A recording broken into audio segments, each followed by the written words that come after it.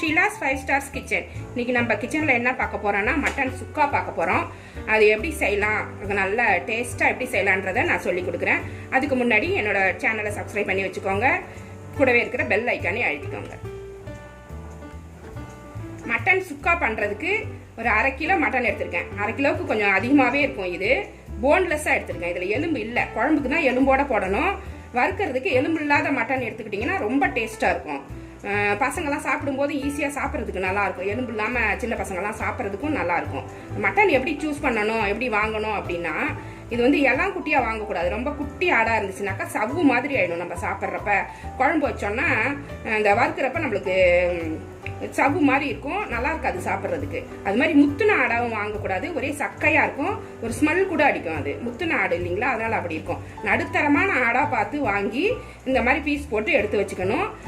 அப்போ தான் அது வந்து டேஸ்ட்டாக இருக்கும். நம்ம என்ன பொருள் போட்டாலும் மட்டன் நல்லா இருந்தால் தான் நம்ம செய்கிற ரெசிபீஸும் நல்லாயிருக்கும், சாப்பாடும் நல்லாயிருக்கும். இப்போ ஒரு வறுவலோ குழம்போ பண்ணுறப்ப மட்டன் நல்லா இருக்கணும். அப்போ தான் அது டேஸ்ட் நல்லா வரும். இந்த மாதிரி சூஸ் பண்ணி நீங்கள் வாங்கிக்கோங்க. மட்டன் சுக்கா பண்ணுறதுக்கு ஃபஸ்ட்டு நம்ம குக்கரில் கொஞ்சம் தண்ணி வச்சு சூடு பண்ணி இந்த மட்டனை வேக வச்சு எடுத்துக்கோம். அப்போ தான் ஈஸியாக செய்யலாம்.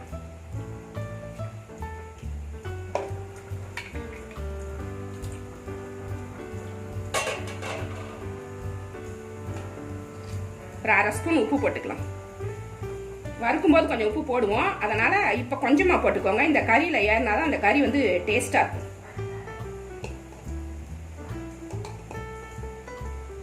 ஒரு 1/2 ஸ்பூன் மஞ்சள் பொடி போடும்.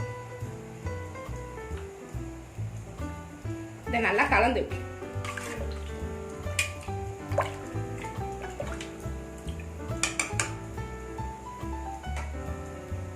இதை மூடிடுவோம்.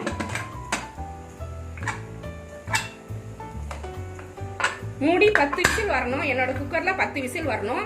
உங்கள் வீட்டில் குக்கர் வந்து ஒரு 3-4 விசில்லே வெந்துரும்னா அது மாதிரி எடுத்துக்கோங்க. ரொம்ப வச்சிடாதீங்க, கறி பிரிஞ்சு போயிடும். சரியாக வேகலைன்னா கூட திரும்ப கொஞ்சம் நேரம் வேக வச்சுக்கலாம். ஆனால் ரொம்ப நேரம் வச்சிட்டோம்னா கறி பிரிஞ்சு போயிடும், தனித்தனியாக போயிடும். நம்மளுக்கு வறுவலுக்கு நல்லா இருக்காது. அது மாதிரி நீங்கள் எடுத்துக்கோங்க. நான் 10 விசில் வந்ததுக்கப்புறம் இதை எடுத்துப்பேன். மட்டன் வேக வச்சு எடுத்து வச்சாச்சு. இப்போ சுக்கா பண்ணுறதுக்காக நான் ஒரு இரும்பு வானல் போட்டிருக்கேன். இந்த மாதிரி மட்டன் வறுக்கிறதுக்கெலாம் இரும்பு வானலில் வறுத்தீங்கன்னா நல்ல டேஸ்ட்டாக இருக்கும். கலரும் நல்லா இருக்கும், டார்க் கலராக வரும், பார்க்கறதுக்கே நல்லா இருக்கும் சாப்பிடணும் போல. அதனால் கொஞ்சம் எண்ணெய் ஊற்றிக்கிறேன் வறுக்கிறதுக்கு.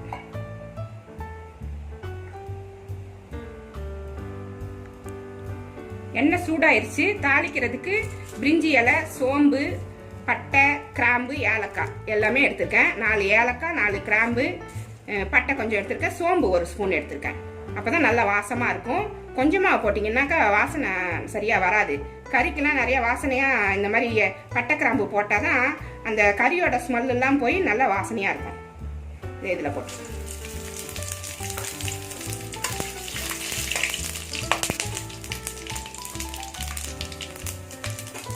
ஒரு 100 கிராம் சின்ன வெங்காயம் ரவுண்டாக கட் பண்ணி வச்சுருக்கேன். அதை இது கூட சேர்த்துக்கலாம்.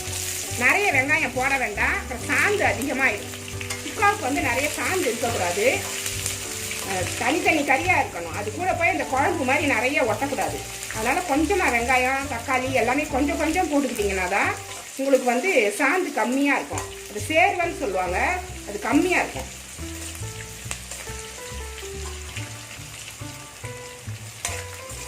வெங்காயம் நல்லா வதங்கிடுச்சு. பூண்டு கொஞ்சம் உரிச்சு வச்சுருக்கேன். உரிச்ச பூண்டு கொஞ்சம் போடுங்க. இஞ்சி பூண்டு பேஸ்ட்டும் போட போகிறோம். உரிச்ச பூண்டு ஒரு பூண்டு உரிச்சு போட்டிங்கன்னா அது ஒரு டேஸ்ட் கொடுக்கும். ஒரு 3 பச்சை மிளகா உடச்சி வச்சுருக்கேன், 2 உடச்சி வச்சுருக்கேன். அதையும் போட்டுக்கலாம், அது ஒரு ஃப்ளேவருக்காக.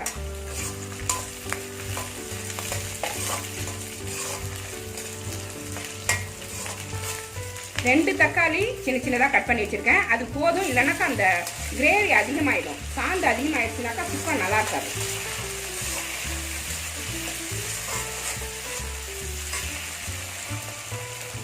வெங்காயம் தக்காளிலாம் வதங்கிடுச்சு. ஒரு 2 ஸ்பூன் இஞ்சி பூண்டு பேஸ்ட்டு போட்டுக்கலாம். 2 ஸ்பூன் போடுங்க, சரியா இருக்கும்.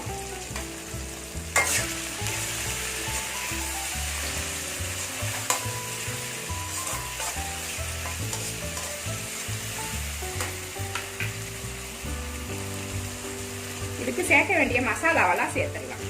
இதுக்கு எவ்வளோ காரம் தேவையோ அவ்வளோ மிளகாத்தூள். இது தனி மிளகாத்தூள் ஒரு 2 ஸ்பூன் போடுறேன். நீங்கள் எவ்வளோ தேவையோ அவ்வளோ போட்டுக்குங்க. இல்லைன்னா காரம் அதிகமாகிடுச்சுன்னா நல்லா இருக்காது. மல்லிப்பொடி அதே அளவு போட்டுக்கிறேன். மஞ்சத்தூள் 1/2 ஸ்பூன் போட்டுக்கிறேன்.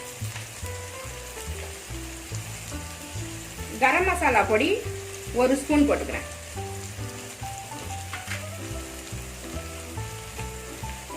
உப்பு தேவையான அளவு போட்டுக்கிறேன். கொஞ்சமாக போட்டு வேக வச்சுருக்கோம் ஒரு 1/2 ஸ்பூனு. அது போக 1 ஸ்பூன் ஒரு 1/2 ஸ்பூன் போட்டுக்கிறேன். போதும். நம்ம சாப்பிட்டு பார்த்துட்டு தான் அதை திரும்ப உப்பு போடணும், இல்லைன்னா அதிகமாக போயிடும். இப்போ நம்ம வதக்கிக்கலாம். கருவேப்பிலையை சேர்த்து இதோட பச்சை வாசனை போனதுக்கப்புறம் நம்ம மட்டனை சேர்த்துக்கலாம். பச்சை வாசனை போக இதை வதக்கிக்கலாம். கொஞ்சம் மீடியம் ஃப்ளேமில் வச்சு இதை வதக்கிக்கோங்க, இல்லைன்னா தீஞ்சு போயிடும்.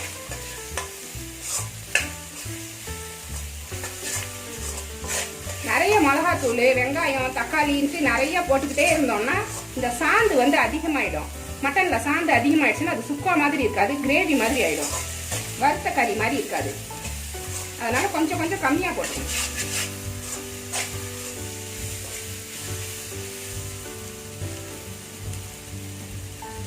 இது வதங்கினது போதும். வேக வச்ச மட்டனை இதில் சேர்ப்போம்.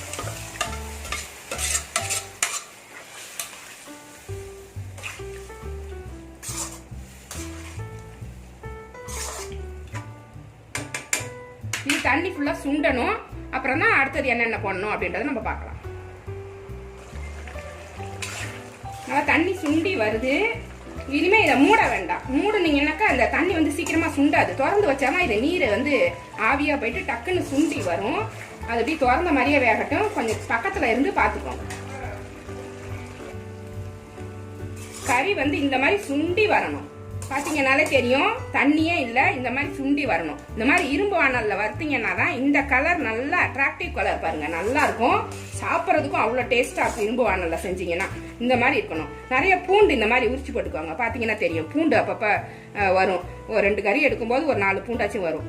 பூண்டோட சேர்ந்து சாப்பிடும்போது நல்லா செரிக்கும், நல்லா டேஸ்ட்டும் அதிகமாக இருக்கும். இந்த சமயத்தில் நம்ம தேங்காய் வந்து துருவி வச்சிருக்கேன், அரைச்சி வச்சிருக்கல. துருவின தேங்காய் போட்டால் அது ஒரு டேஸ்டா இருக்கும். அதனால நான் துருவி வச்சிருக்கேன், இதை சேர்த்துக்கிறேன். கொஞ்சமா மிளகுத்தூள் போட்டு, காரம் கம்மியாக தான் போட்டிருக்கேன் கறிக்கு. மிளகுத்தூளும் போட்டுக்கலாம், அது ஒரு டேஸ்ட் வரும். கொஞ்சமா 1 ஸ்பூன் நெய் போட்டுக்கணும். வாசனை நல்லா இருக்கும். அப்பதான் நல்லா கொஞ்சம் ஹைலே வச்சுக்கோங்க. ஹைல வச்சு இதை நல்லா வறுக்கணும். அரைச்சி போட்டிங்கன்னா சாந்து அதிகமாக போயிடும். துருவி போடும்போது நல்ல டேஸ்ட் இருக்கும், ஒரு ஸ்வீட் டேஸ்ட் வரும். சாப்பிட்றதுக்கு ஒரு வித்தியாசமாக இருக்கும். நான் எங்கள் வீட்டில் இது மாதிரி போடுவேன், அதனால் உங்களுக்கும் அதே மாதிரியே சொல்லி கொடுப்பேன். இதை நல்லா சுருளாக வறுத்துக்கணும். தண்ணி இல்லாமல் அது செவக்க வறுக்கணும். அது சுரண்டி விட்டு நல்லா செவக்க வறுக்கணும். இதை அப்போ தான் இதோட டேஸ்ட் சூப்பராக இருக்கும். சுக்கானா இப்படி இருந்தாலும் நல்லா இருக்கும். கிரேவியோட இருந்துச்சுன்னா நல்லா இருக்கும். அது வந்து மட்டன் கிரேவி.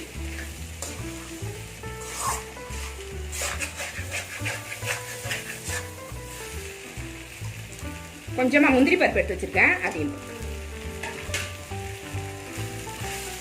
கொத்தமல்லி புதினா கட் பண்ணி வச்சிருக்கேன், கொஞ்சமா போட்டு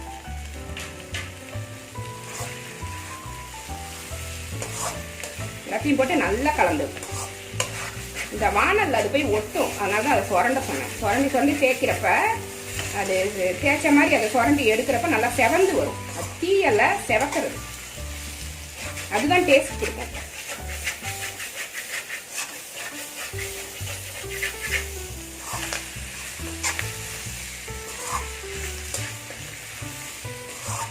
அவ்வளோதான், மட்டன் சுக்கா சூப்பராக ரெடி ஆயிடுச்சு. இது மாதிரியே பண்ணுங்க, அப்பதான் நல்லா இருக்கும். மட்டன் சுக்கா அருமையாக ரெடி ஆயிடுச்சு. இது மாதிரி உங்கள் வீட்லேயும் செஞ்சு பாருங்க, ரொம்ப டேஸ்ட்டாக இருக்கும். இது மாதிரி சாந்து அதிகம் இல்லாமல் இப்படி ட்ரையாக செஞ்சு பாருங்க. இந்த மட்டன் சுக்கா செஞ்சு பாருங்க, ரொம்ப டேஸ்ட்டாக இருக்கும். இந்த ரெசிபி பிடிச்சிருந்தா என்னோட சேனலை சப்ஸ்கிரைப் பண்ணி வச்சுக்கோங்க, கூடவே பெல் ஐக்கானே அழுத்தி வச்சுக்கோங்க. இது வரைக்கும் என்னோட வீடியோவை பார்த்த எல்லாருக்குமே நன்றி. தேங்க்யூ.